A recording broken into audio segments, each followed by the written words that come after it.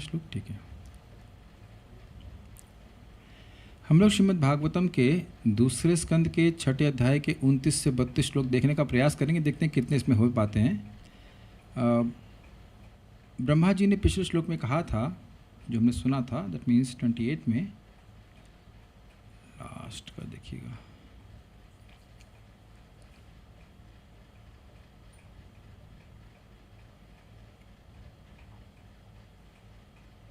इति संभृत संभारः पुरुषा अव्यवैरहम्, इति संभृत संभारः पुरुषा अव्यवैरहम्, तमेव पुरुषम यज्ञम तेनैवायजमीश्वरम्।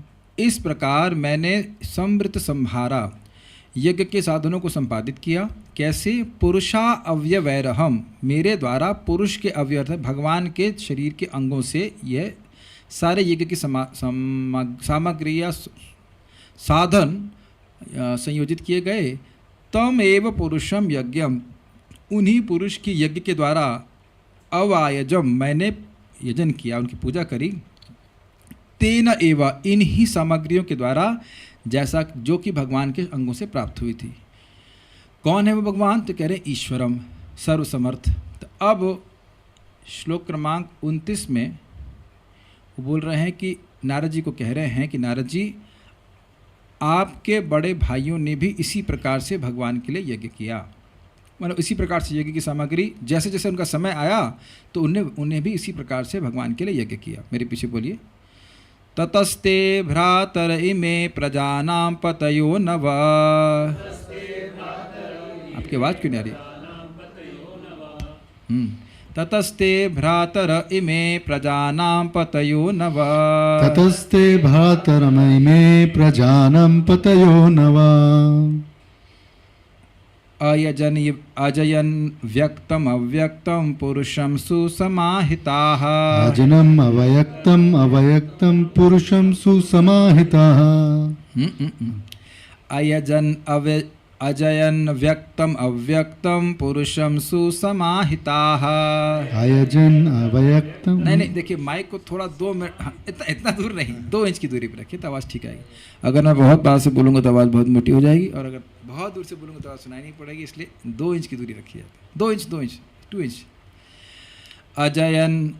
अयजन व्यक्तम अव्यक्तम पुरुषम सुसमाहिताः, अयजन अव्यक्तम पुरुषम सुसमाहितः।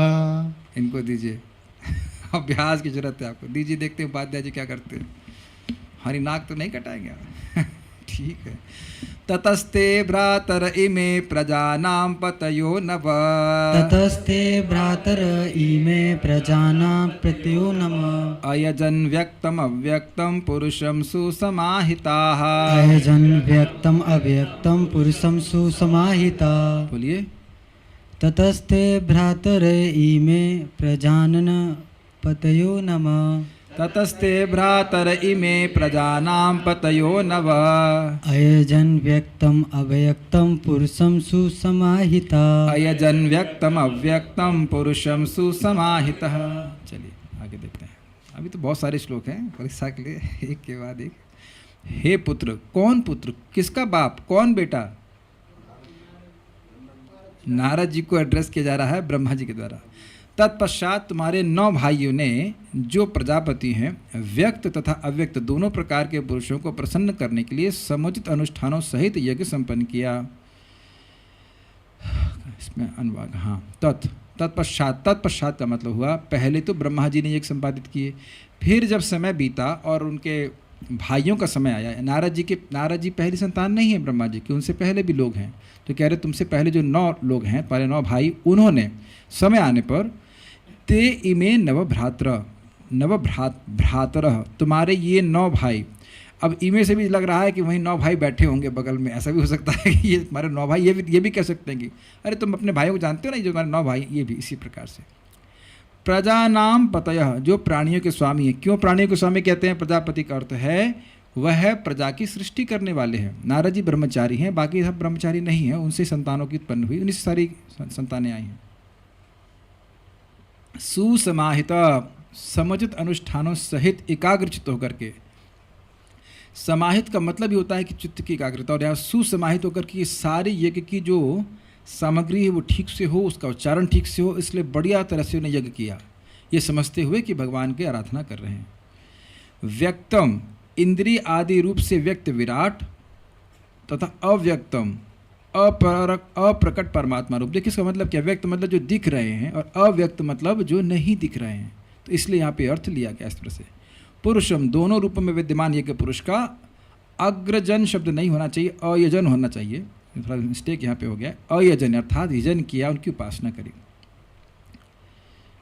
ओके, श्रीधरी ततस्थे इत्यादि 2 श्लोकों द्वारा तेन देवा अयजंत इत्यादि का विस्तार के साथ वर्णन करते हैं। ये तेन देवा अयजंती जो है यह है पुरुष सूक्त का श्लोक है। अभी तक आप बार बार सुनते आए हैं कि पुरुष सूक्त के श्लोक को ब्रह्मा जी अपने उत्तरों में पुष्ट कर रहे हैं, उत्तरों में उन्हीं श्लोकों को उद्धृत कर रहे हैं जो नारद जी को उत्तर दे रहे हैं, उसमें वह पुरुष सूक्त के श्लोकों को ही बोल रहे हैं। तो यह श्लोक पुरुष सूक्त का है। व्यक्त का अर्थ है इंद्रादि रूप से व्यक्त तथा अव्यक्त अर्थात स्वयं, इन दोनों रूप में विद्यमान यज्ञ पुरुष ईश्वर का यजन किया। ये समझ में आया? इंद्र भगवान के बाहु हैं, तो इंद्र दिख रहे हैं। इंद्र का शरीर दिव्य नहीं है, वह इंद्रियों के गोचर है, इंद्रियों के देखा जा सकता है। हम नहीं देख पा रहे हैं, लेकिन इंद्रियों, जो लोग देवता हैं वो देखते हैं, लेकिन भगवान के रूप को देवता भी नहीं देख पाते हैं। उनका रूप पूरी तरह से दिव्य है, इसीलिए उनको अधोक्षज कहते हैं, जो आँखों के द्वारा उपलक्षण से अन्य इंद्रियों के द्वारा जनित ज्ञान के परे हैं, इसलिए उनको अधोक्षज कहते हैं। देवता भी भगवान को नहीं देख पाते हैं, जब भगवान चाहते हैं तब देख पाते हैं, अन्यथा वह भी नहीं देख पाते हैं। तो व्यक्त मतलब विभिन्न देवताओं की, जो कि विराट पुरुष के शरीर हैं, जो दिखते हैं, उनकी पूजा करी और साथ साथ भगवान की भी पूजा करी। वही भगवान देवताओं के रूप में व्यक्त हैं, ऐसा भी कहा जा सकता है। इस श्लोक के द्वारा जातम अग्रतः तेन देवा अयजन्ते, श्री भगवान को अपने समक्ष स्थापित कर देवताओं ने यज्ञ द्वारा भगवान का अर्चन किया, इस पुरुष सूक्त के श्लोक का अर्थ किया गया है।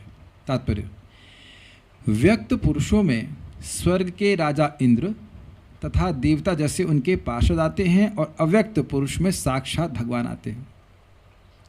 अब इसको जब हम पढ़ रहे हैं तो मुझे प्रथम स्कंद के नारद जी की ही उक्ति मेरे को याद आ रही है, जो व्यासदेव जी कहते हैं, इति मंत्राभिधानेन मंत्रमूर्तिम अमूर्तिकम यजेत यज्ञ पुरुषम ससम्यक दर्शनः पुमान। इति मंत्र अभिधानेन, इस वैष्णव मंत्र के अभिधान के द्वारा, उसके उच्चारण के द्वारा, बोलने के द्वारा, मंत्र मूर्तिम अमूर्तिकम, वह भगवान जो अमूर्ति हैं, यहाँ क्या लिखा है, अव्यक्त हैं। अमूर्ति मतलब जिनका रूप नहीं, क्या अर्थ है इसका, जिनका कोई प्राकृत भौतिक रूप नहीं है, दिव्य रूप है। और मंत्र मूर्ति, जिनकी मूर्ति, जिनका स्वरूप यह मंत्र ही है।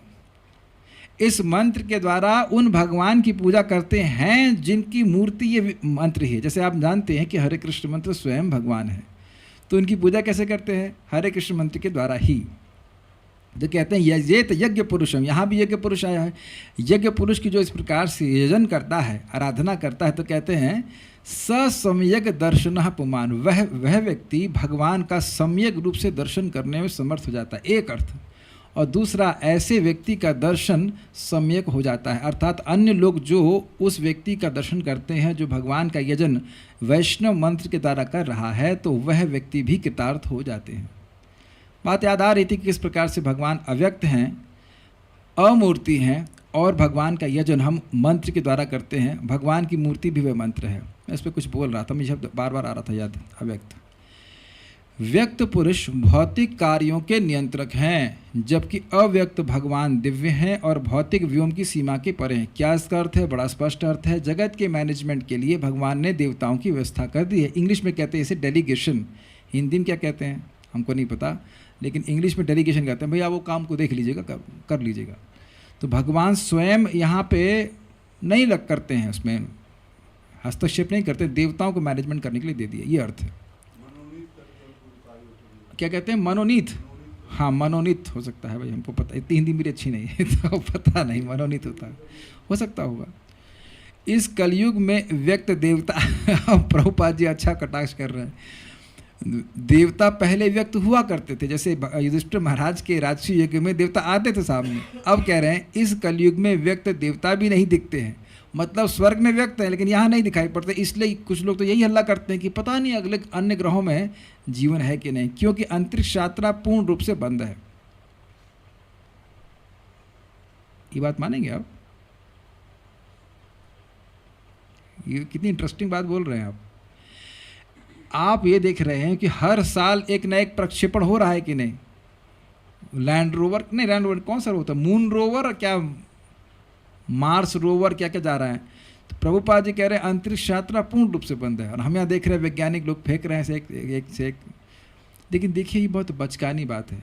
आप जानते हैं कि अर्जुन सशरीर इंद्रलोक में गए थे, खटवांग महाराज सशरीर देवताओं के लिए युद्ध करने के लिए गए थे। वैसी यात्रा नहीं हो रही है।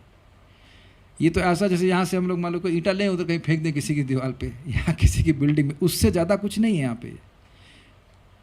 इसलिए प्रभुपाद कह रहे हैं कि ये विज्ञान लोगों को पता नहीं कि कैसे अन्य ग्रहों पर जाया जा सकता है। वो सूक्ष्म विज्ञान है, वो नहीं जानते। अतएव आधुनिक मनुष्य की ढकी हुई आँखों के लिए शक्तिशाली देवता तथा भगवान दोनों ही अव्यक्त बने हुए हैं। आधुनिक व्यक्ति प्रत्येक वस्तु को अपनी आँखों से देखना चाहते हैं, भले ही वे पर्याप्त रूप से दक्ष न हों। फलस्वरूप वे देवताओं में या परमेश्वर के अस्तित्व में विश्वास नहीं करते। अब देखिए यही बात हम गीता में सुनते हैं कि नहीं, जो व्यक्ति यज्ञ करता है, और श्लोक भागवत का गीता का श्लोक है ना कि देवान भावयतानेना ते देवा भावयन्तु वह परस्परम भावयन्तः श्रेयः परम अवाप्स्यथ। अगर तुम यज्ञ करोगे तो देवता इससे संतुष्ट होंगे, और देवता संतुष्ट होकर के तुमको भी सारी भौतिक सुख सुविधा प्रदान करेंगे, तुम दोनों का कल्याण होगा। अब बताइए कि लोग यज्ञ क्यों नहीं कर रहे हैं। इस तात्पर्य को पढ़ेंगे आप तो उस मेरे प्रश्न का उत्तर बड़ा स्पष्ट है। उनको विश्वास ही नहीं है कि देवता है। उनको लग रहा है कि सब कुछ भौतिक प्रकृति के द्वारा हो रहा है। ये देख लीजिए प्रॉब्लम है। और प्रभुपाद जी बहुत स्पष्ट तात्पर्य में कहते हैं कि मानव समाज की प्रसन्नता हमारे प्रयासों पर निर्भर नहीं करती है। इसकी पृष्ठभूमि में, बैकग्राउंड में भगवान है और उनके नियंत्रण में सारे देवता हैं। तो अगर यज्ञ होता है तब भगवान सारे देवताओं के द्वारा हमें समुचित सुविधा प्रदान करते हैं। जैसे ये ट्यूबलाइट या बल्ब में रोशनी क्यों आ रही है, क्योंकि करंट आ रहा है, और करंट आने के पीछे कुछ देवता हैं ये नहीं, आप बताइए। देवता से मेरा मतलब है अधिकारी, बिजली के विभाग के अधिकारी। हम उनको देख नहीं रहे हैं, लेकिन हमारे अंदर ये सामर्थ्य नहीं है कि अब हम अगर मान लीजिए वो स्विच काट दें तो हम ऑन कर देंगे, नहीं कर सकते ना। और वो क्यों ऑन कर रहे हैं बताइए। आप जानते हैं कि वह भी स्वतंत्र नहीं है ऑन और ऑफ करने के लिए। ऐसा नहीं कि मन में आ चलो भैया अब 24 घंटे के लिए बिजली काट दो, ऐसा वो नहीं कर सकते हैं। क्यों? क्योंकि हमने टैक्स भरा है, गवर्नमेंट के पास दिया, गवर्नमेंट के शासन में वह भी हैं। Is it okay? ये बात, इतना विज्ञान अगर समझ ले तो व्यक्ति का जीवन बहुत अच्छा हो जाएगा। आज हम किसकी बात कर रहे थे? यस, हम एक व्यक्ति से बात कर रहे थे तो बहुत धनाढ़ हैं, बहुत धनाढ़ हैं, अच्छा खासा पैसा घर में आता है, लेकिन अब उनके भाई यज्ञ वज्ञ कर नहीं करते, यज्ञ मतलब भगवान की भक्ति नहीं करते, तो मानसिक रूप से बहुत अशांत है। यहाँ तक कि मानसिक बीमारी के लिए दवा चल रही है। तो आदमी सोचेगा ना कि धन है तो सुखी हो जाएगा, लेकिन देखिए शांति पैसे से नहीं आती है। शांति सुख जो हम बात करते हैं वो यज्ञ से आती है। बारंबार हम भगवत गीता के तीसरे अध्याय में पढ़ रहे थे कि जो व्यक्ति यज्ञ में जीवन नहीं जी रहा है वो चोर है, वो सुखी हो ही नहीं सकता। याद है आपको, स्तेनस एव सः, जो देवताओं के द्वारा प्राप्त वस्तुओं को उन पर अर्पित किए बिना भोगता है वह चोर है। अब उनकी भी गलती नहीं है, उनके परिवार वाले जानते नहीं है, लेकिन ये बात महत्वपूर्ण है। आप सभी लोग अनुभव करते होंगे कि जब से भक्ति करने लगे, कि जब करने लगे, भगवान के बारे में सुनने लगे, तो भौतिक व्यवस्था तो वैसी सिंपल सी रही, लेकिन मन में बहुत शांति आ गई। आ गई कि नहीं आ गई? प्रैक्टिकल जो भगवान गीता में कहते हैं वो अपना अनुभव कर सकते हैं आप लोग। तो ये बात है कि देवता में जब विश्वास ही नहीं कर रहा है तो कैसे वो उनकी पूजा करे को। मुझे याद है हमारी दादी, बहुत पुरानी बात है, मतलब भक्ति में भी नहीं था तब, मैं भी 99 और पुरानी बात होगी, तो एक दिन बोल रही थी अब चंद्रमा में लोग पहुंच गए, हम करवा चौथ करेंगे। बताइए, ऐसा लग रहा है कि दादी हमारी जब देख के आ गए कि पहुंच गए कि नहीं पहुंच गए। तुमको नहीं करना अलग बात है, लेकिन तुम अब यह क्यों बोल रहे हो कि वहाँ सब पहुंच गए हैं, वहाँ तो कुछ नहीं है, वहाँ कोई देवता नहीं, इत्यादि इत्यादि। नहीं करना मत करो, क्या फर्क पड़ रहा है। लेकिन मैं करवा चौथ करने और नहीं करने की बात नहीं कर रहा हूँ, ये जो देवता में अश्रद्धा है ये बहुत गलत बात है। फलस्वरूप वे देवताओं में या परमेश्वर के अस्तित्व में विश्वास नहीं करते। और यह भी आप नहीं कह सकते कि जिसको देखते हैं उसी विश्वास करते हैं। बिजली किसने देखी है? करंट का प्रभाव देख रहे हैं। करंट आज तक नहीं देख पाए हम लोग, देखना संभव भी नहीं, इलेक्ट्रॉन्स को नहीं, कुछ नहीं देखा, लेकिन प्रभाव देख रहे हैं। ठीक है, उन्हें चाहिए कि प्रामाणिक शास्त्रों के प्रश्नों को पलटें और मात्र अपनी अक्षम आंखों पर ही विश्वास न करें। आज भी ईश्वर प्रेम रूपी अंजन लगाकर दक्ष आंखों से ईश्वर के दर्शन किए जा सकते हैं। अच्छा, अब उसके बाद आगे लोगों ने क्या किया? ततश्च मनवः काले ईजरे ऋषयो परे, ततस्य मनवः काले ईजरो ऋषयो परे, पितरो विबुधा दैत्या मनुष्यः कृतुभिर्विभुम्, पितरो विद्धा दैत्या मनुष्या कृतुर्भुवम्, पितरो विबुधा दैत्या मनुष्यः कृतुभिर्विभुम्, पितरो विबुधा दैत्या मनुष्या कृतुर्भुवम्। अरे यह कौन सी पार्टी में आप? पितरो विबुधा दैत्या मनुष्याः क्रतुभिर्विभुम्, पितरो विबुधा दैत्या मनुष्या कृतुर्भुवम्, क्रतुभू नहीं क्रतुभी, क्रतुभिर्विभुम्। क्रतुभी मतलब क्रतु यानी यज्ञों के द्वारा। ठीक है, तो आगे देखते हैं। तत्पश्चात मनुष्यों के पिताओं यानी मनवों, महर्षियों, पितरों, विद्वान पंडितों, दैत्यों तथा मनुष्यों ने परमेश्वर को प्रसन्न करने के निमित्त यज्ञ संपन्न किया। एक बात आप स्पष्ट शिक्षा देख रहे हैं कि ब्रह्मा जी से लेकर उनके बेटे और उसके बाद आने वाले सभी लोगों ने यज्ञ किया है और इसके द्वारा संपन्नता की प्राप्ति करी है। याद आ रहा है भगवद गीता का श्लोक? बड़ा सुंदर है ना। अनेन सहयज्ञा प्रजापत्यः प्रजा सृष्टा पुरोवाचा प्रजापति अनेन प्रसविश्वध्वम एषवोत्तिष्ठ कामधुक्। यज्ञ की प्रजा की सृष्टि करते ही सृष्टि की शुरुआत में पूर्ववाचा प्रजापति भगवान विष्णु या ब्रह्मा जी दोनों ही कह सकते हैं, उन्होंने कहा प्रजा को कि तुम इस यज्ञ को करो। सहयज्ञा प्रजा सृष्टवा, यज्ञ के संग ही प्रजा की सृष्टि हुई थी। इसी कहते इससे क्या होगा? तो कहते अनेन प्रसविश्वध्वम एषवोत्तिष्ठ कामधुक्, इसके द्वारा तुम प्रसविश्वध्व, बड़ा सुंदर अर्थ लेता। प्रसव मतलब बच्चे को जन्म देना अर्थात वृद्धि को प्राप्त होना। तो उसी अर्थ में कहा प्रसविश्वध्व अर्थात अभिवृद्धि को तुम प्राप्त करोगे, भौतिक रूप से भी संपन्न रहोगे और आध्यात्मिकता में भी तुम प्रगति करोगे। तो ये बहुत बड़ी शिक्षा प्राप्त हो रही है कि इतने सब लोगों ने किया और हम ही बंद कर दें तो फिर कैसे बनेगा काम। अन्वय ततः च काले, तत्पश्चात कालांतर में जब उनका समय आया, जब उनकी सृष्टि हुई, तो मनवः मानव जाति के पूर्वज सारे मनु, अपरे ऋषय, अपरे का अर्थ अन्य ऋषिगण, पितरा मतलब पुरखे स्पष्ट है, विबुधा मतलब विद्वान पंडित बुद्धिमान लोग, दैत्याः प्रभुपाद जी दैत्य का अर्थ क्या लिख रहे हैं? देवताओं के महान भक्त। ये एक बड़ा अजीब सी बात है। और आज ही प्रभुपाद जी का लेक्चर सुन रहा था, यही प्रभुपाद जी बात कह रहे थे कि देवता के भक्त जो है वो दैत्य होते हैं। और मैं एक बार बोल रहा था तो व्यक्ति रंज हो गया था, जूम पे कुछ बोल रहा था, ऐसा है वैसा है। अरे भाई श्लोक है ये, विष्णु भक्तस् भवेत दैवः आसुरस् तद विपर्यः।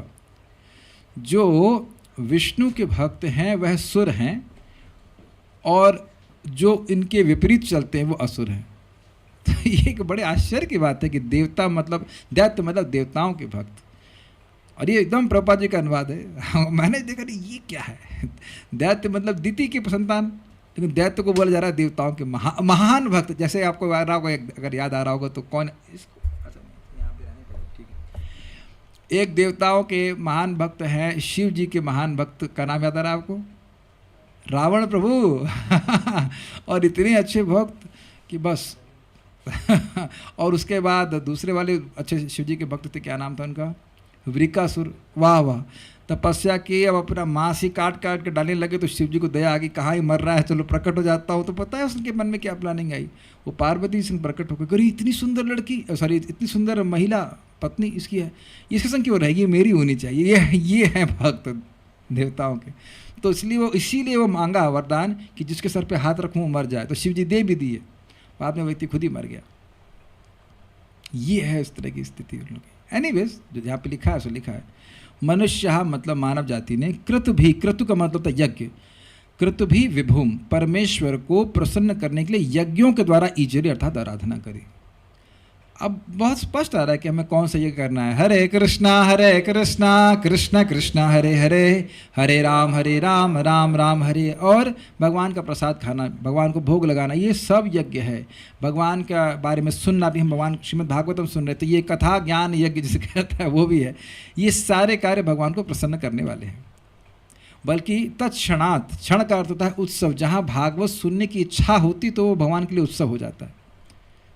प्रथम स्कंद प्रथम अध्याय 2 श्लोक है, तत्क्षणात्। सीधे देखिए, इजी है, ज़्यादा व्याख्या की जरूरत नहीं, इसलिए मैंने काफ़ी सारे श्लोक लिए। जिस मनु देवता ऋषि इत्यादि का जब समय आया तो उन लोगों ने भी परमात्मा की आराधना यज्ञों के द्वारा की। 5 साल के बाद करते होंगे मतलब कहने का मुझे नहीं पता कि उन लोगों का डेवलपमेंट कैसे होता है, लेकिन जब उनका यज्ञ करने का समय आया, जब वह उसके लिए समर्थ हुए तो उनको यज्ञ करवाया गया और उन्होंने किया भी यज्ञ।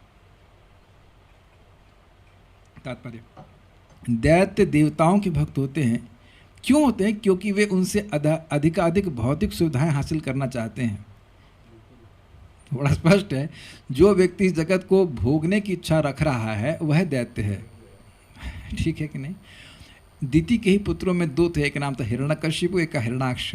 हिरण्याक्ष जिसकी नज़र अक्ष सोने पर रहती थी, हिरण्यकशिपु जो सोने के बिस्तर पे सोने का इच्छुक था। ऐसे अर्थ किया है हिरण्यकशिपु और हिरण्याक्ष, है ना? ये है सब हिसाब किताब। किंतु भगवान के भक्त एकनिष्ठ होते हैं, अर्थात वे भगवान की भक्तिमय सेवा में तल्लीन रहते हैं। अतः उनके पास भौतिक सुविधाएं मांगने के लिए थोड़ा सा समय भी नहीं रहता। एक छोटी सी कहानी बताऊंगा आपको। कहानी क्या, सच घटना है, बड़ी अद्भुत। एक भक्त थे, उनका नाम है कुरैश, यस। वह श्रीपाद रामानुजाचार्य जी के महान भक्त थे, महान शिष्य थे। और श्रीपाद रामानुजाचार्य जी को बचाने के लिए उनकी आंख चली गई थी, दोनों आंखें निकाल ली थी राजा ने। तो बाद में जब वो छूट के वापस आए तो श्रीपाद रामानुजाचार्य जी ने कहा, कुरैश जाओ रंगनाथ जी के पास जाकर के उनसे प्रार्थना करो कि तुम्हारी आंखें वापस कर दे। वो जाते और फिर भूल जाते। फिर रामानुजाचार्य जी ने कहा कि आपने मांगा? नहीं, मैं भूल गया। फिर गए, फिर नहीं मैं इस बार मांगना। फिर जाते, फिर भूल जाते। कितना अद्भुत है ना। स्वयं आचार्य गुरु कह रहे जाके मांग लो नहीं, मांगो, फिर भी भूल जाते। कई बार ऐसा हुआ। फिर अंततोगत्वा ने क्या मांगा कि भगवान जब मैं आपको देखूं तो मेरी आंख आ जाए, लेकिन जब दुनिया को देखूं तो मेरी आंख गायब हो जाए। तो ये भक्तों की अद्भुत, शुद्ध भक्तों की अद्भुत इच्छाएं होती हैं। तो अच्छा है ना। भले हम लोग इस स्तर पे हो नहीं, लेकिन सुनना जरूर चाहिए। आप लोग के हृदय में कभी ऐसा आता नहीं कि मैं शुद्ध भक्त बन गया हूँ, मुझको नाम में रुचि प्राप्त हो गया? अपना भविष्य से देखते नहीं कि होंगे तो सभी लोग पहुँच जाएंगे वहाँ पे। ऐसे कभी मन में आता नहीं है? हाँ, अभी तो मैं खाने पीने में एब्जॉर्व हूँ, लेकिन एक दिन आएगा जब मैं एब्जॉर्व होऊंगा, पूरा दिन हरि नाम करूँगा, कथा सुनूंगा। ये होना ही चाहिए, लालसा, एक उत्कंठा। कब पहुँचेंगे वो आगे, कब जब पहुँचेंगे तब पहुँचेंगे, लेकिन एक विजन होना चाहिए कि हम ऐसा पहुँचेंगे, पूरे दिन एब्जॉर्व हो जाएं। क्योंकि अच्छा सा होता क्यों है? प्रश्न ये याद आएगा तो प्रभुपाद उदाहरण दे रहे हैं और उसको उत्तर दे रहे हैं। क्योंकि आध्यात्मिक सत्ता की अनुभूति होने के कारण वे भौतिक सुविधाओं की तुलना में आध्यात्मिक उद्धान की अधिक चिंता करते हैं। ये समझ में आई? बहुत अच्छा बात है। देखिए, भक्ति का एक रस है। इस जगत में कोई भी व्यक्ति कोई भी सेवा कर रहा है, उसको कुछ सुख मिल रहा है, लेकिन भौतिक जो आप सेवा करते हो, हम लोग कोई भी सेवा करते हैं, बाद में वो सब खट्टा कड़वा हो जाता है, उसमें कुछ रुचि नहीं होती है।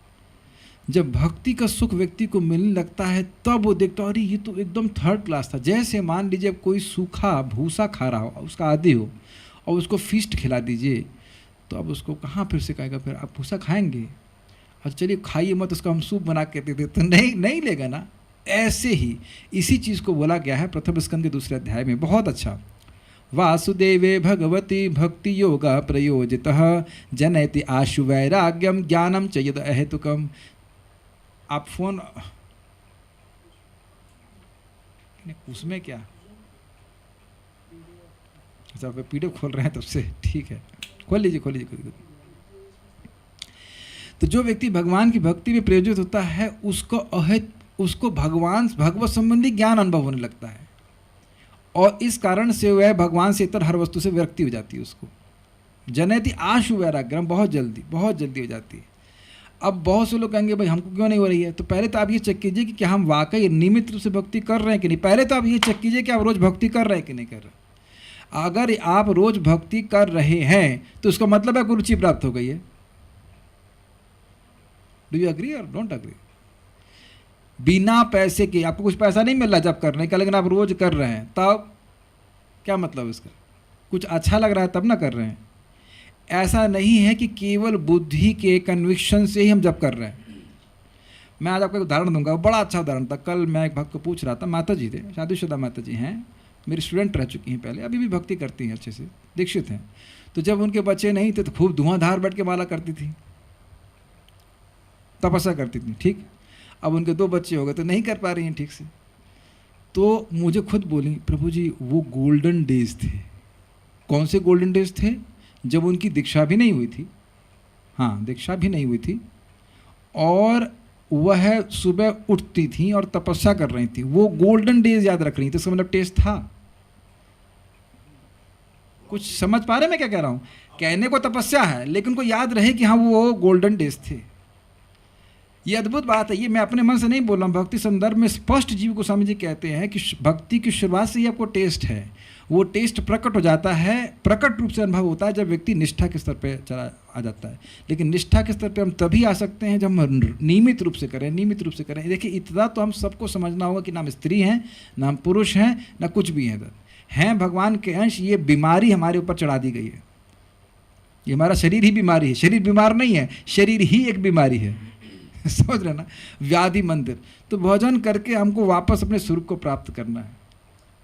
एक बड़ी इंटरेस्टिंग बात बताऊं, उसका आगे बढ़ जाते हैं। बहुत अच्छा, ये सब बातें सुनने से बड़ा रुचि होती है। प्रभुपाद जी कहते हैं देखो तुम आत्मा छोटी सी ना, और यहाँ कितने अपने शरीर को फैला लिया है कि नहीं। ऐसे ही आध्यात्मिक जगत में एक आध्यात्मिक शरीर मिलेगा, इसमें तुम फैल जाओगे। बट वह कैसा होगा? जैसे पानी में पानी। क्या एग्जाम्पल प्रभुपाद देते हैं। देखो ऑयल में पानी मिलाओगे तो ऑयल अलग, पानी अलग, लेकिन पानी को पानी में मिलाएंगे तो पानी और पानी अलग नहीं होता है। तो यहाँ पे ऑयल है आत्मा और पानी है शरीर, अलग नेचर वाले, लेकिन वहाँ पे आत्मा और आध्यात्मिक शरीर अलग अलग नहीं होगा।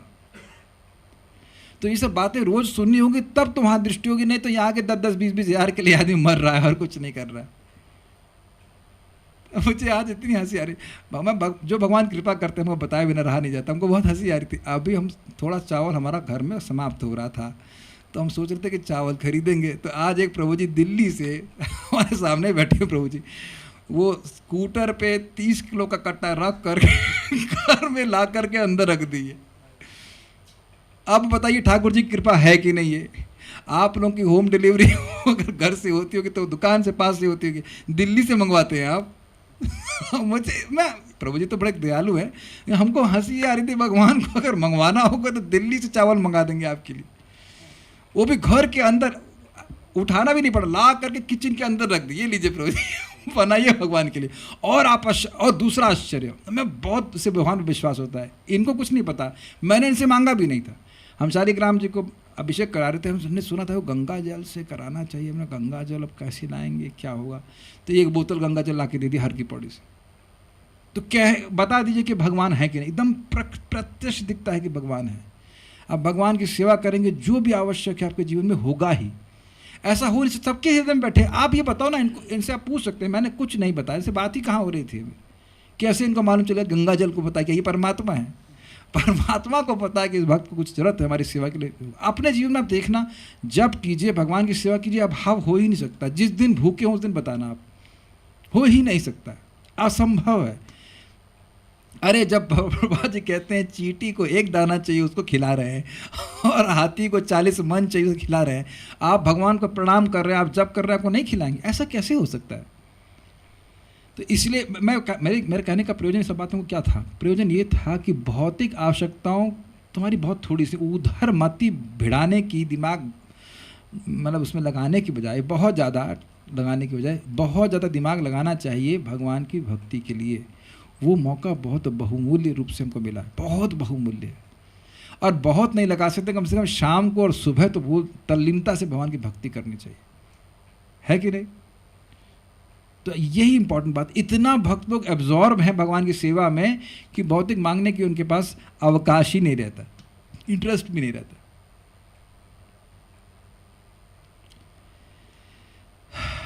अब यह ब्रह्मा जी प्रश्न कर रहे हैं कि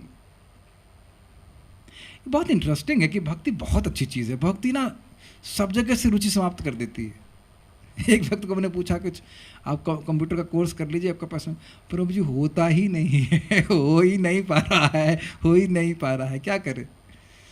भगवान ना जैसे लोगों के हाथ पैर से काट से देते हैं तो काम ही नहीं होता है, क्या करेंगे?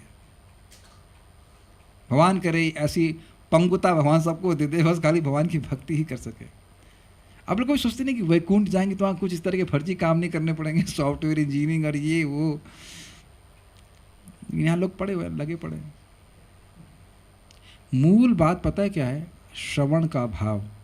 अगर श्रवण प्रचुरता से रहेगा तो अपने जीवन में आप स्वयं देखेंगे कि इतनी संतुष्टि आ जाएगी, भाई भगवान जैसे रख रहे हैं वैसे मैं संतुष्ट हो जाऊंगा। कथा सुनने को मिल रही है ना, बस ठीक है,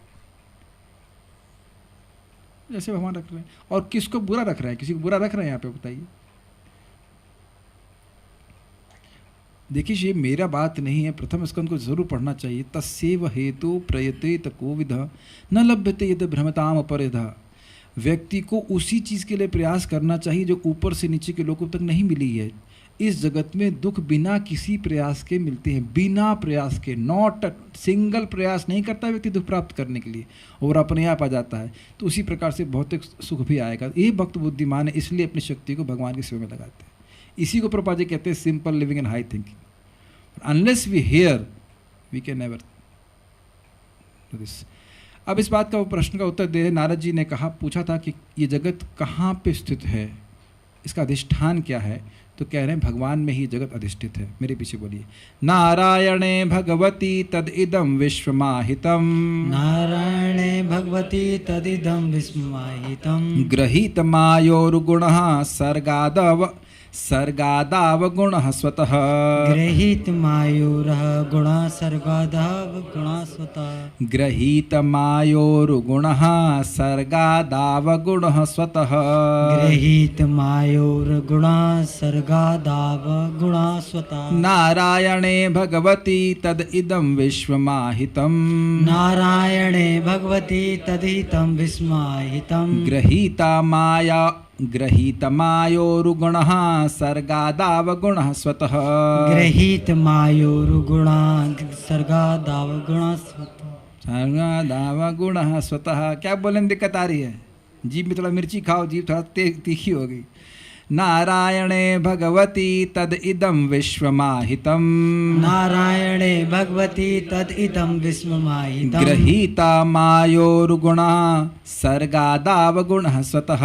गृहीत मायूरगुणः सर्गादावगुणः स्वतः। ठीक है, पास हो गया। अतएव सारे ब्रह्मांडों की भौतिक अभिव्यक्तियाँ उनकी शक्तिशाली भौतिक शक्तियों में स्थित हैं, जिन्हें वह स्वतः स्वीकार करते हैं, यद्यपि वे भौतिक गुणों से नित्य निर्लिप्त रहते हैं।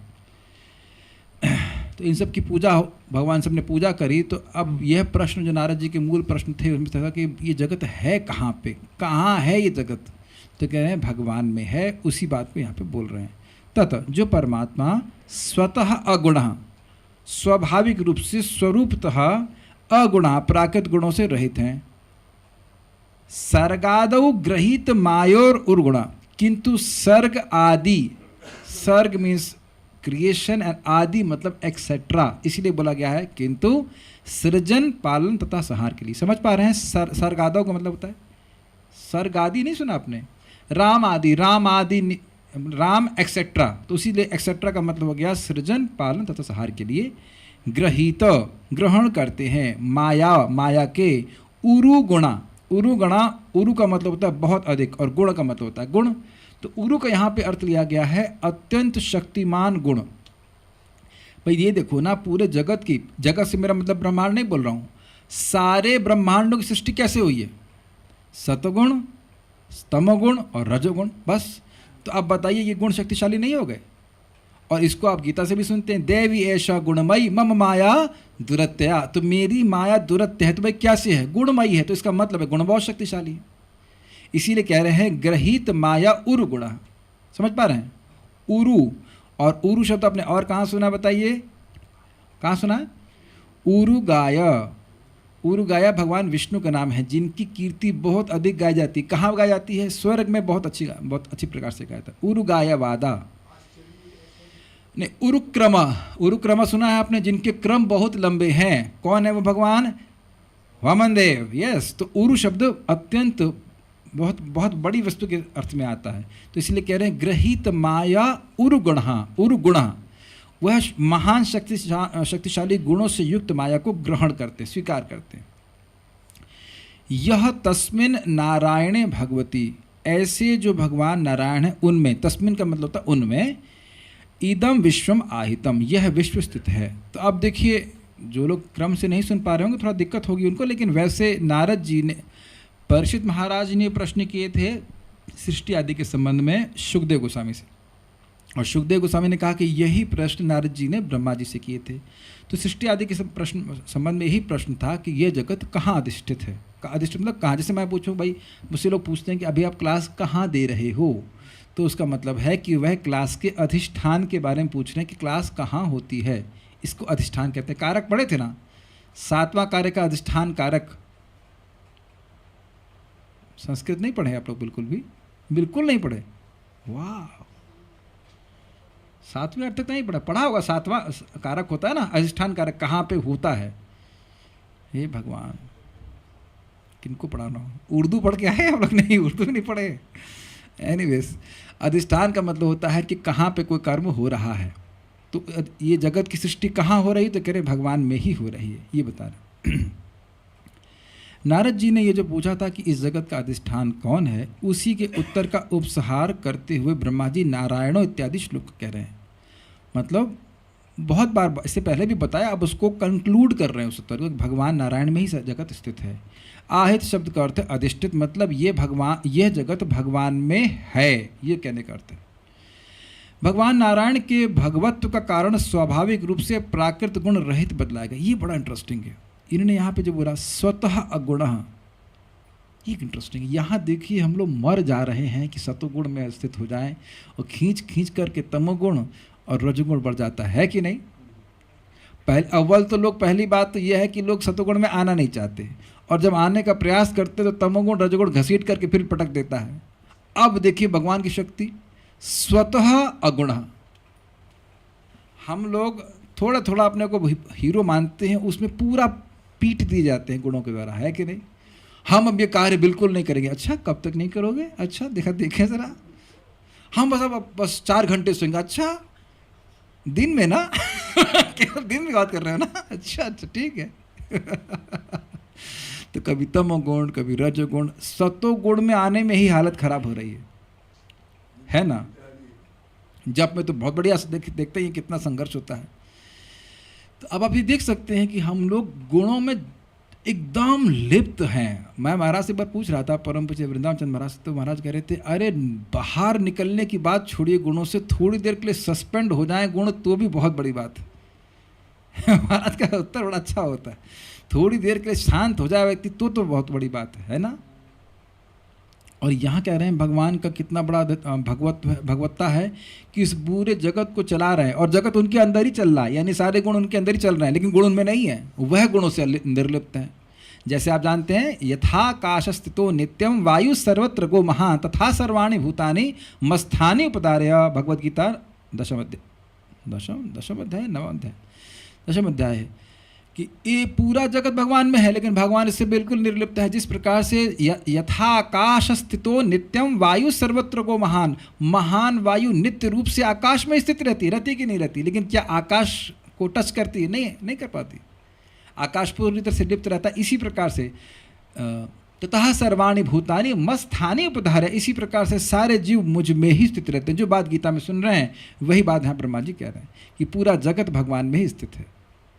भगवान की बड़ी अद्भुत, बहुत अद्भुत। हाँ, हमको समझ में आ गया, हमको समझ में आ गया कि आकाश, अच्छा ठीक है, जैसे आकाश निर्लिप्त रहता है वैसे आप निर्लिप्त रहते हैं। हम समझ में आ गया, नहीं समझ में आया। क्यों नहीं समझ में आया? क्योंकि आकाश निर्जीव वस्तु है, उसके लिए निर्लिप्त होना कठिन नहीं है। लेकिन मैं कॉन्शियस होते, मैं मतलब भगवान सचेत होते हुए भी निर्लिप्त रहते हैं। ये भगवान की एक विशेषता है। अब देखिए, कुछ कुछ हमारे दोस्त होते हैं, मित्र होते हैं, या कहीं किसी जगह में रहेंगे तो तुरंत हम आसक्त होना शुरू हो जाते हैं, क्योंकि हम लोग आसक्त हुए बिना रह नहीं सकते हैं। और इतना बड़ा जगत बन रहा है, प्रलय हो रही है, सृष्टि हो रही है, कोई मर रहा है, कोई जी रहा है, भगवान को उसमें कुछ भी लिप्तता नहीं है। ये भगवान के अद्भुत ऐश्वर्य है, और सब कुछ भगवान के अंदर हो रहा है। ठीक है।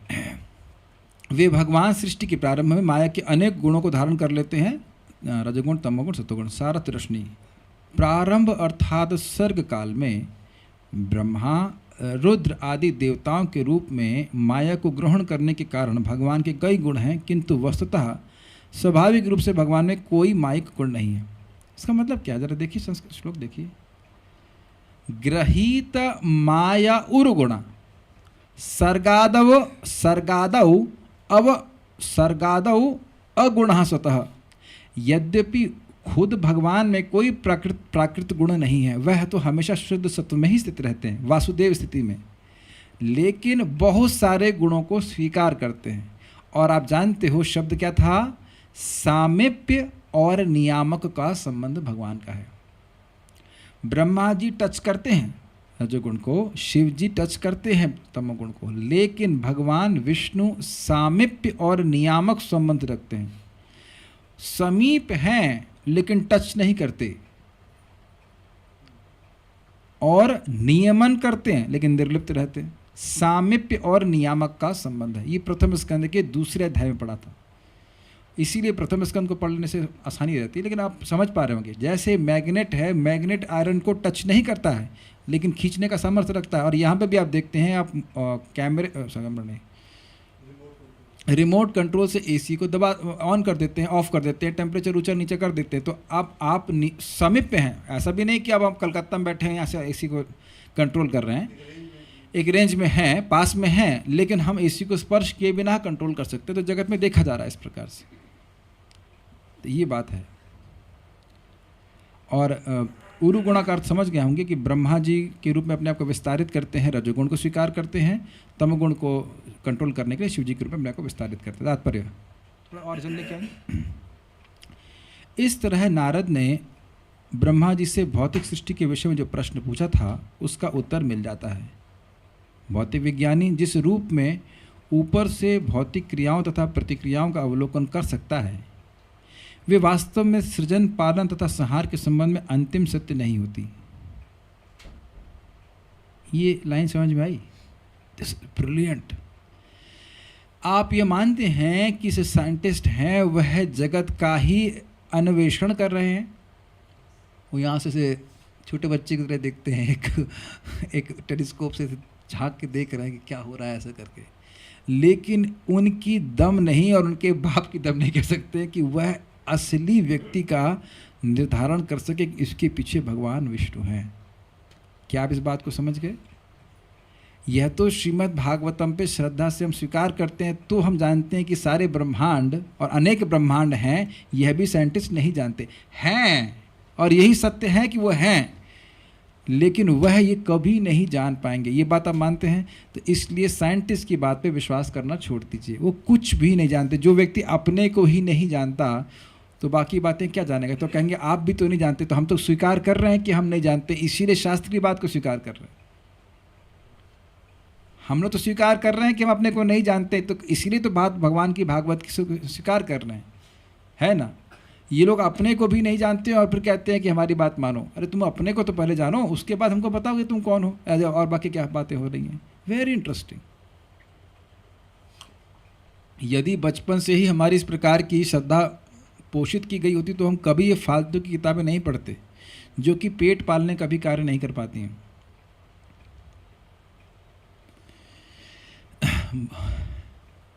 आप सोचिए कि प्रभुपाद जी के ग्रंथ हैं, ये सब प्रमाणिक ग्रंथ हैं, भागवत पूरा प्रमाणिक है। मान लीजिए आप 5 साल पढ़ें और 5 साल के बाद आपको मालूम चले वो जो पुराना वर्जन था सब गलत था, तब ऐसा हो सकता है? कभी नहीं होगा। और आप देखिए इस जगत में जो आप लोगों ने किताबें पढ़ी, वो साल 2 साल 10 साल बाद कहते हैं, 2 साल तो नहीं होता लेकिन कुछ साल का कहते हैं वो जो सब पढ़ा था सब गलत है। अभी हमने ऐसे कुछ सुना कि जो हिस्ट्री में पढ़ाया था वो चैप्टर पूरा गलत मान करके उसे डिलीट कर रही है NCERT, ऐसा कुछ तो था, समथिंग लाइक दैट। तो उस अब आप ये बताइए कितनी बड़ी बेइज्जती है। झूठ में 90% नंबर लाने का क्या मतलब हुआ? मान लीजिए ये औरंगजेब है फॉर एग्जाम्पल, और इनकी कहानी हमने कुछ भी लिख दी और उसमें बच्चे ने नंबर 99% ले आए, तो पिताजी का उस प्रकार का गर्व करने का मतलब क्या है?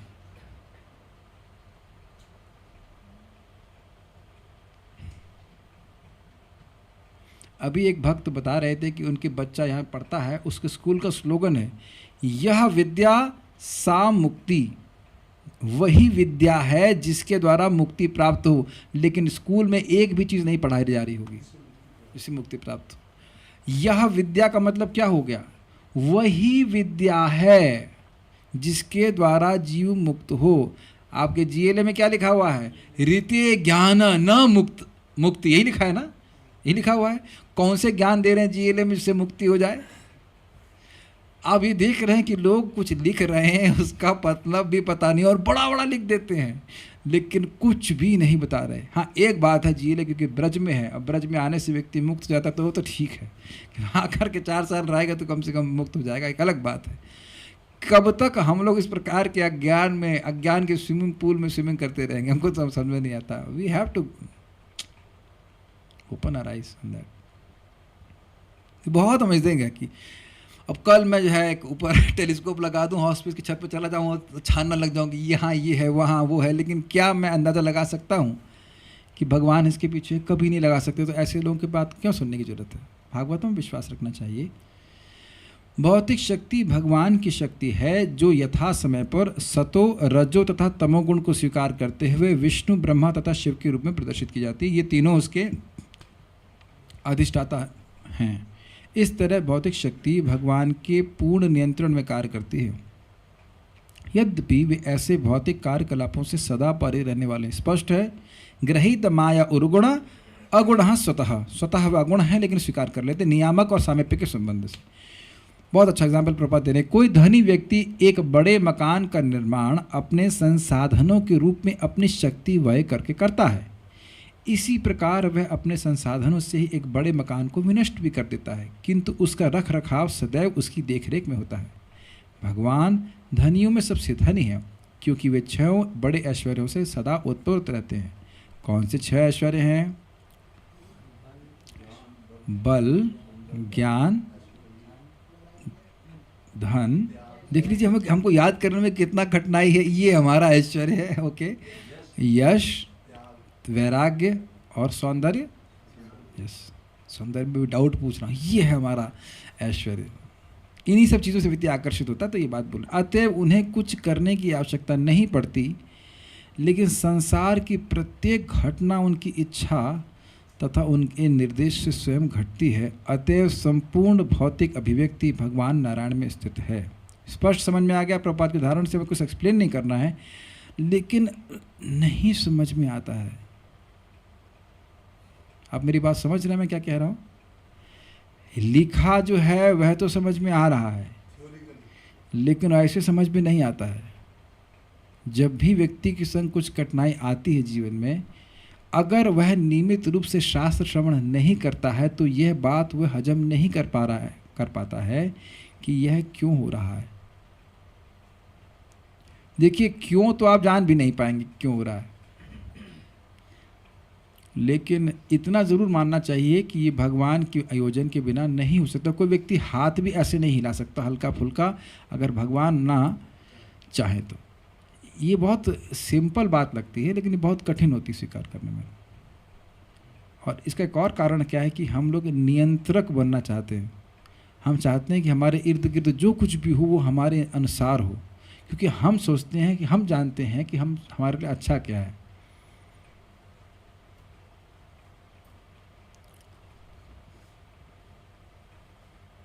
तो विचार कीजिएगा। बात तो हमने कई बार सुनी है, लेकिन आप विचार कीजिएगा।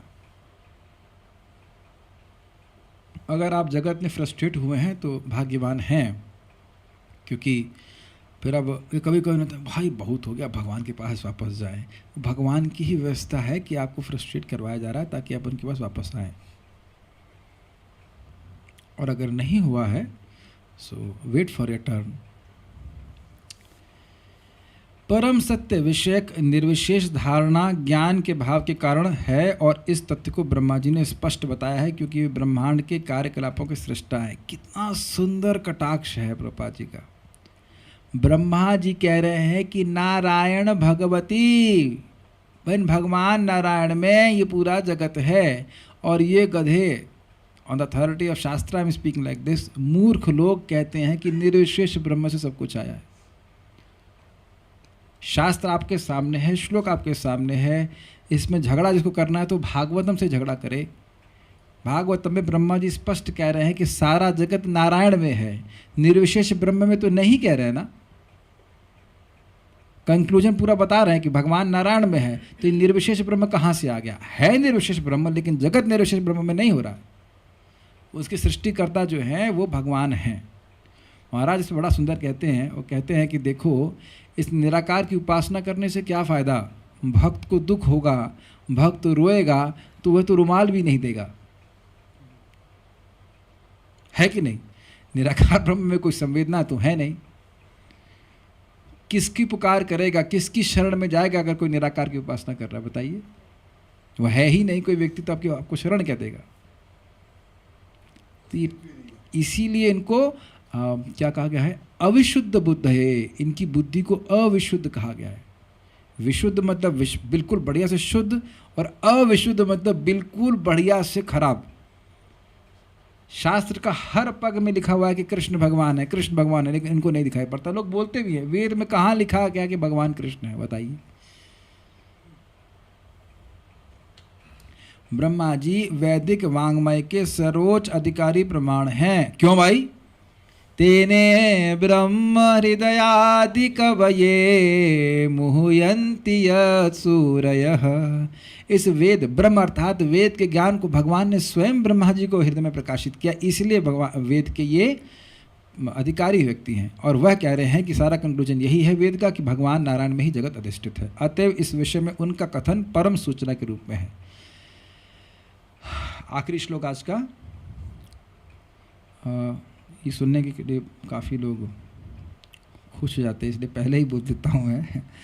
प्रश्न ये था कि आप किसकी अधीनता में जगत में कार्य कर रहे हैं? ये कब पूछा गया? पिछले अध्याय की शुरुआत में पूछा गया था, 5वें अध्याय की शुरुआत में, कि आप किसकी अधीन होकर कर रहे हो? क्योंकि लगता तो है आप स्वतंत्र हैं।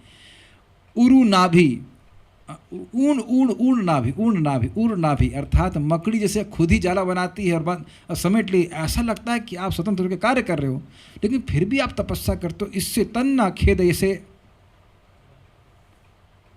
तन्ना खेद, इसके तन्ना खेद सत्वम, आप हमको खेद प्रदान कर रहे हैं। हम तो सोच रहे थे हमारे पापा सर्वश्रेष्ठ हैं, लेकिन पापा तो तपस्या कर रहे हैं। तो इससे हमको शंका, पराशंका प्रयच्छसी ऐसा कुछ था कि इसके द्वारा हमको शंका हो रही है कि आपका भी कोई ईश्वर है। तो किसके अधीन आप काम कर रहे हो? तो इसका उत्तर यहाँ पे दे रहे हैं, बड़ा स्पष्ट है। मेरे पीछे बोली कौन बोल रहा है? सीख है संस्कृत बोलना? चलो आपका टेस्ट लेते हैं। सृजामि तन्नियुक्तोऽहं हरो हरति तद्वशः, सृजामि तन्नियुक्तोऽहं हरो हरति तद्वशः, विश्वं पुरुषरूपेण परिपाति त्रिशक्तिधृक्, विश्वं पुरुषरूपेण परिपाति त्रिशक्तिधृक्। वाह, गुड। सृजामि तन्नियुक्तोऽहं हरो हरति तद्वशः, सृजामि तन्नियुक्तोऽहं हरो हरति तद्वशः, विश्वं पुरुषरूपेण परिपाति त्रिशक्तिधृक्, विश्वं पुरुषरूपेण परिपाति त्रिशक्तिधृक्। बहुत अच्छा श्लोक है, बहुत अच्छा श्लोक है। उस पर परिपाति को देखना शब्द, उस पर फोकस कर रहे हैं।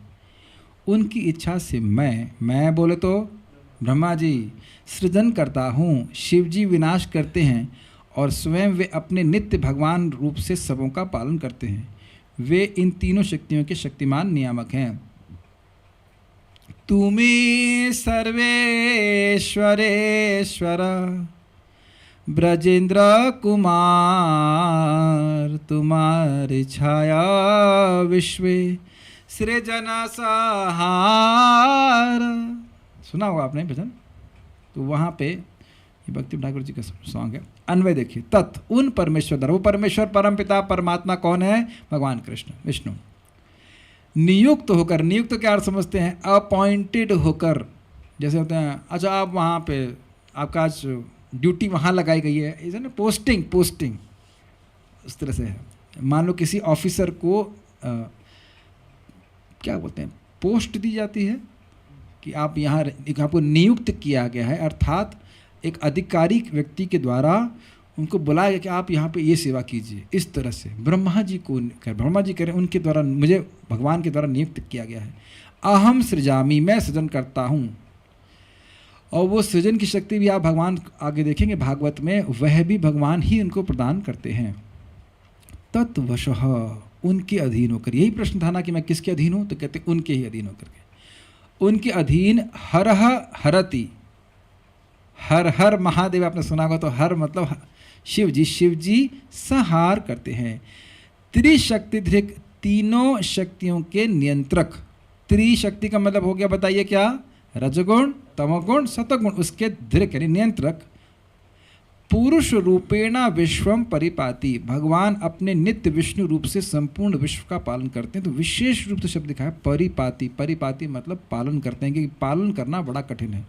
आपने देखा होगा कि लोग हाँ 16 माला का, हाँ 16 माला कर लेंगे, रोज़ 16 माला कर लेंगे। अच्छा रोज़ कर लोगे? अच्छा रोज़ करोगे? अच्छा ठीक है, रोज़ करोगे, एग्ज़ाम में भी कर लोगे। किसी चीज़ को शुरू करना बड़ा आसान हो जाता है, बंद करना तो और भी आसान होता है, लेकिन पालन करने में नानी अदा जाती। तो भगवान की कोई नानी नहीं है, इसलिए भगवान ने पालन करने का कार्य खुद दे रखा है कि बड़ी आसानी से कर लेते हैं। जो सबसे कठिन कार्य है वो भगवान ने ले रखा है, आसानी से कर लेते हैं।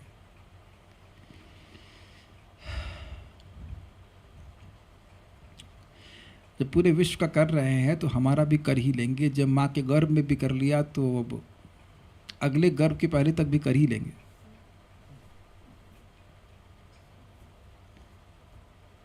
ऐसे ऐसे सोचना चाहिए, आज तक भगवान ने कर लिया, चलो कल तक देखते हैं। अच्छा आज, कल आज बन जाएगा, आज तक हो जाए, कल तक देखते हैं, चिंता परसों से करेंगे।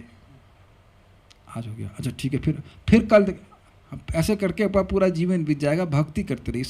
सबसे अगर भक्त को एंजाइटी होनी चाहिए तो सबसे एंजाइटी होनी चाहिए कल मेरा 16 माला होगा कि नहीं। और अद्भुत बात है कि इसकी कोई एंजाइटी नहीं है। भगवान को एंजाइटी है कि 16 माला करेगा कि नहीं करेगा, लेकिन भक्त को चिंता नहीं है। ये मैं अपने मन से नहीं बोल रहा हूँ। वहाँ पे जब वैकुंठ में पहुँचते हैं गोप कुमार, तो भगवान कहते हैं तुमने नामाभास भी कर लिया था तो इनको लेके वापस आया था। तो भगवान को चिंता है कि नाम, चिंता इन द सेंस कंसर्न है कि नाम करेगा, लेकिन भक्त को चिंता कुछ नहीं है। और जो अन्न का दाना पहले से लिख दिया गया उसके बारे में चिंता है। Very interesting.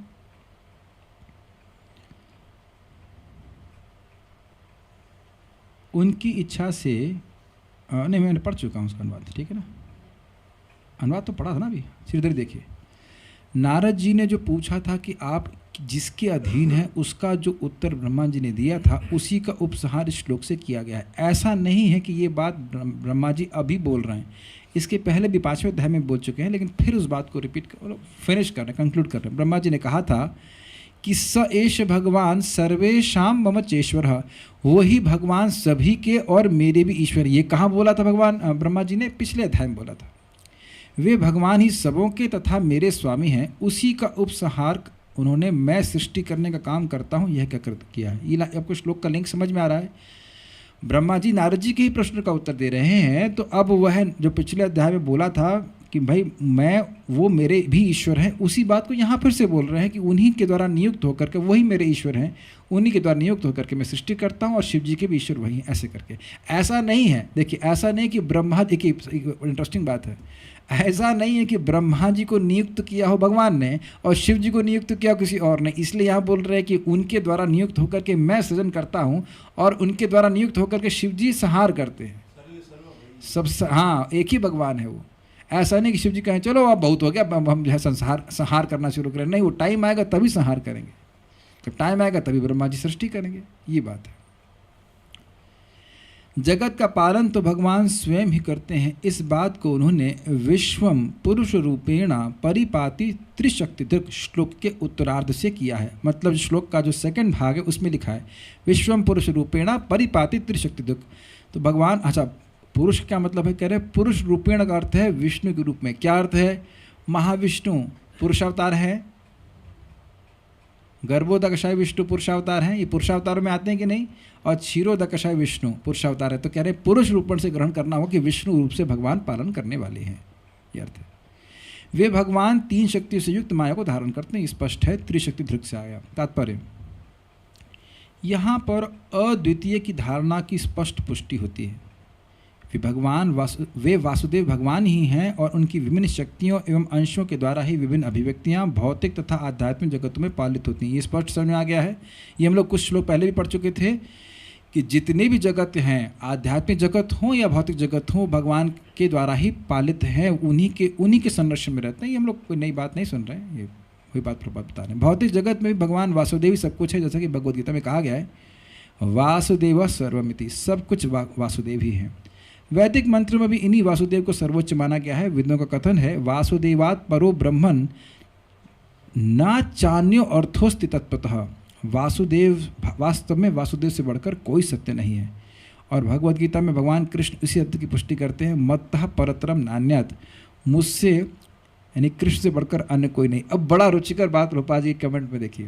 प्रभुपाद जी अन्यत्र गीता में कहते हैं भगवान कह रहे हैं कि मुझसे श्रेष्ठ कोई नहीं है और तुम कह रहे हो कि तुम भगवान हो। प्रभुपाद जी बड़ा सुंदर श्लोक कोट करते, बहुत सुंदर श्लोक कोट करते, कहते हैं यस्तु नारायणम देवम ब्रह्मरुद्रादिदेवतम समत्वेन विक्षेप सपाषंडी भवेत ध्रुवम। बहुत अच्छा श्लोक। कहते हैं कि जो व्यक्ति ब्रह्मा और रुद्र आदि देवताओं को भी, जिनकी पदवी बहुत उच्च है, उनको भी अगर भगवान नारायण के समकक्ष रखता है तो वह निश्चित रूप से पाषंडी है, नास्तिक है। अब बताइए कि जो व्यक्ति एक सामान रोड पे चलते हुए इंसान को भगवान से तुलना कर रहा है तो वो कितना बड़ा पाषंडी है। कुछ समझे आप? हमको बड़ा अच्छा लगा था श्लोक। जब आप सोचिए, क्या कीजिए इस बात को, जब ब्रह्मा जी और रुद्र को बराबरी करा रहा है अगर विष्णु से, नारायण से, तो उसको पाषंडी कहा जा रहा है, नास्तिक कहा जा रहा है। तो इस जगत में जो गुरु घूम रहे हैं, जो कह रहे हैं कि मैं वो भगवान है या हर कोई भगवान है, तो अब वो कितने बड़े पाषंडी होंगे। उनकी बड़ी पिटाई होने वाली है, गुरु जी की भी और उनके चेलों की भी, जो कहते हैं भगवान बन जाओगे। कुछ लॉजिक आप पकड़ पा रहे हैं, शास्त्र छोड़ करके बोलते हैं तो इसलिए कुछ भी वो बोलते चलते हैं। बहुत अच्छा लगा तुमको ये बात। और दूसरा बात पर बात की चली गई, भगवान तो नहीं कह रहे कि तो मेरे बराबर कोई है, ये लिखा है ना मत्तः परतरम नान्यत्। अरे ऐसा बोलते हैं हमारे मित्र के भैया, हाँ भगवान कृष्ण को भगवान मानते हैं, उनसे भी परे कुछ है। एक दिमाग में गोबर भरा है तो ऐसी बातें करेगा व्यक्ति। कौन से शास्त्र के आधार पर बोल रहे हैं बताइए? बिल्कुल नहीं बोल रहे ना, एकदम स्पष्ट गीता का वचन है। इसीलिए प्रभुपाद जी कहते थे कि Gita is so tight. Actually Prabhupada ji एक फिलोसफर को कोट करते हैं कि फिलोसफर ने बोला कि Bhagavad Gita I must admit is so tight it is very difficult to interpret it. Bhagavad Gita इतनी भगवान ने सटीक बोली है कि इसका अलग अर्थ निकालना बड़ा मुश्किल है। और प्रभुपाद जी कहते हैं इस पर unless you are a rascal you can't interpret Bhagavad Gita. अगर तुम एक नंबर के चोर नहीं होगे तब तक तुम गीता का इंटरप्रिटेशन नहीं कर सकते हो। जो बात लिखी उसको घुमा कर बोलने का प्रयास करना, ठीक है।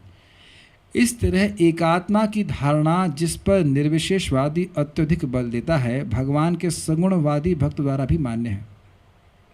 अंतर इतना ही है कि निर्विशेषवादी पुरुष स्वरूप को नहीं मानता, जबकि भक्त भगवान के पुरुष रूप को अधिक महत्व प्रदान करता है। श्रीमद, इसका मतलब को समझ में आया? अजीब सी बात होगी ना, एक आत्मा की धारणा क्या बोल रहे हैं, व्हाट इज दिस? इस तरह एकात्मा की धारणा जिस पर निर्विशेषवादी अत्यधिक, ठीक है, निर्विशेषवादी कहते हैं ब्रह्म के अलावा कुछ भी नहीं है, ठीक है, लेकिन यही बात भक्त लोग भी बोलते हैं, ब्रह्म के अलावा कुछ भी नहीं है, अर्थात भगवान श्री कृष्ण की शक्ति के अलावा सभी कुछ भगवान की शक्ति ही है। और प्रभुपाद बहुत सुंदर उदाहरण विष्णु पुराण का देते हैं कि एक स्थान पे अग्नि है, उसका प्रकाश और उसका ताप दूर दूर तक व्याप्त है, लेकिन इसका अर्थ यह नहीं कि अग्नि नहीं है। उनके संग दिक्कत क्या है कि वो ताप और प्रकाश को तो पकड़ रहे हैं, लेकिन जो प्रकाश का स्रोत है उसको गायब करते हैं, कि बिल्कुल बेमानी बात है। क्या हम शक्तिमान से शक्ति को अलग कर सकते हैं? कभी कर ही नहीं सकते। ये उनकी मिस्टेक है, बस ये प्रॉब्लम है। श्रीमद् भागवत में यह सत्य इसी श्लोक में बताया गया है। भगवान वासुदेव अद्वितीय हैं, किंतु सर्वशक्तिमान होने के कारण वे अपना विस्तार कर सकते हैं और अपनी शक्तियों का प्रदर्शन कर सकते हैं। ये समझ में आ रहा है? भगवान वासुदेव के अलावा कुछ भी नहीं। वासुदेव सर्वम इति, एक ही भगवान है जो सब जगह विभिन्न रूपों में विस्तारित है, लेकिन हर वस्तु भगवान नहीं है। ये बार बार हम लोग इसको सुन रहे हैं। यहाँ पर भगवान को 3 शक्तियों द्वारा त्रिशक्तिधृक सर्वशक्तिमान बताया गया है। अतः उनकी 3 शक्तियाँ अंतरंगा, तटस्था तथा बहिरंगा। इनमें से बहिरंगा शक्ति सतो, रजो तथा तमो, इन 3 गुणों द्वारा प्रदर्शित होती है। इसी प्रकार अंतरंगा शक्ति भी 3 आध्यात्मिक गुणों द्वारा प्रदर्शित होती है। ये है संवित, संधिनी तथा ह्लादिनी। तटस्था शक्ति या जीव भी आध्यात्मिक है, प्रकृति विधि में पराम 7वें अध्याय के अनुसार, लेकिन जीव कभी भगवान के तुल्य नहीं होते। भगवान निरस्त साम्य अतिशय है। इसका क्या मतलब समझते हैं? साम्य मतलब बराबर और अतिशय मतलब अधिक। तो निरस्त साम्य अतिशय का मतलब हो गया उनके कोई समान है नहीं, निरस्त करते नहीं। क्या उनसे कोई अधिक है? नहीं। जब कोई अधिक नहीं है तो सम तो होने का मतलब ही नहीं होता। सॉरी, जब कोई सम नहीं है, उनके बराबर ही नहीं, तो अधिक कैसे हो सकता है? ये बात बोल रहे हैं। तो प्रभुपाद जी ने किसकी व्याख्या करी बताइए? त्रिशक्तिधृक की बड़ी सुंदर व्याख्या करी कि 3 प्रकार की शक्तियाँ। एक है अंतरंग शक्ति, तटस्थ शक्ति यानी जीव शक्ति, और बहिरंग शक्ति। और फिर उसमें भी विभाजन कर दिया बहिरंग शक्ति में 3, सतोगुण, तमोगुण, रजोगुण। काफ़ी इंटरेस्टिंग एनालिसिस प्रभुपाद जी कर रहे हैं, अच्छा है।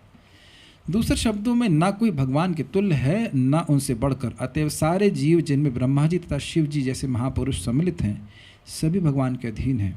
भौतिक जगत में भी भगवान अपने विष्णु रूप में ब्रह्मा तथा शिव समेत सारे देवताओं का पालन करते हैं तथा उनके सारे कार्यों का नियंत्रण करते हैं। बड़ा सुंदर पॉइंट प्रभुपाद ने बोला, आपने ध्यान दिया हो तो। देखिए श्लोक को अगर आप देखेंगे, उसमें लिखा क्या है, देखिए। विश्वम पुरुष रूपेणा परिपाति त्रिशक्तिधृक। प्रभुपाद जी कह रहे हैं कि न सिर्फ भगवान पूरे जगत का पालन करते हैं, अपितु ये जो ब्रह्मा जी और शिव जी हैं, इनका भी पालन करने वाले भगवान हैं। कितना इंटरेस्टिंग और शब्द है, तन्नियुक्तो हम। अब उनके अंडर में सेवक है ना उनके, तो सेवक का पालन तो स्वामी ही करेगा ना। कितना सुंदर बात है ना। इसी को हम लोग 11वें स्कंद में पढ़ेंगे। उपास्य अमरोत्तमय, भगवान मुकुंद, भगवान श्री कृष्ण अमरों में जो उत्तम है, शिव जी और ब्रह्मा जी, उनके द्वारा उपास्य हैं। और हम लोग क्या सुनते हैं? शिव विरिंचिनुतम शरण्यम, शिव जी और ब्रह्मा जी उनको नमस्कार करते हैं। तो हमारा तो फिर कहना ही क्या। तो ये सब बातें हमने सुनी है। आगे के कुछ लोगों को हम कल सुनते चलेंगे। कोई प्रश्न किसी बात का मैं देख लेता हूँ, आपस में किसी का प्रश्न तो पूछ सकते हैं।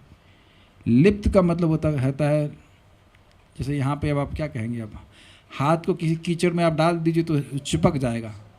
तो हाँ, सन्ना, सनते नहीं है भगवान। उरुक्रमण वामन, ठीक है। और कोई प्रश्न नहीं, will stop here, do little bit of पारायण एंड देन विल स्टॉप। श्रीमद् पुरुष स्वरूप, पुरुष स्वरूप का मतलब हो गया जो हमने 3 पुरुष अवतारों के बारे में सोचते हैं, जो विष्णु रूप में आते हैं, उस रूप में भगवान पालन करते हैं। श्रीमद् भागवतम की जय, श्रील प्रभुपाद की जय। निताय गौर प्रेमानंद।